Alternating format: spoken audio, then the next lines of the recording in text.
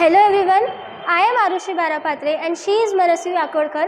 We study in 9th standard and we are from Srimati Gigi Sarda Higher English School, Nagpur. As we know, there are many patients out there in hospitals and homes who need special medical attention, especially senior citizens. The nurses or anyone taking care of them cannot be with them all of the time. Sometimes their condition becomes such critical that they are not even able to talk or get out of their bed. So, how will we know if they need some help?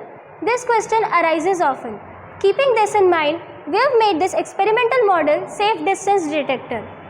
This system needs to be placed on a table beside the patient's bed or anywhere in reach of the patient.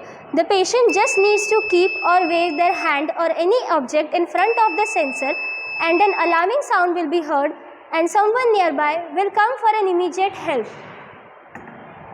Now I request my friend to explain the working of the model. The main component that we have used is the ultrasonic sensor. The ultrasonic sensor continuously sends out waves via transmitter. When any object gets in the range of these waves, the waves get reflected and are received by the receiver section of the sensor. This reception makes the microcontroller, which acts as the brain of the circuit, trigger relay, which turns the buzzer on.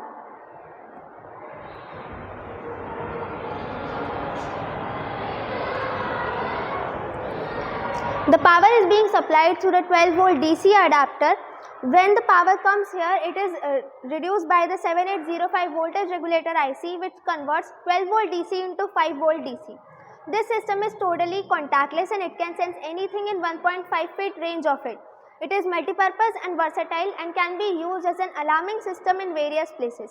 It can be used as intruder detection system in homes and offices, and as it can be installed in homes near areas which are dangerous for children. Thank you.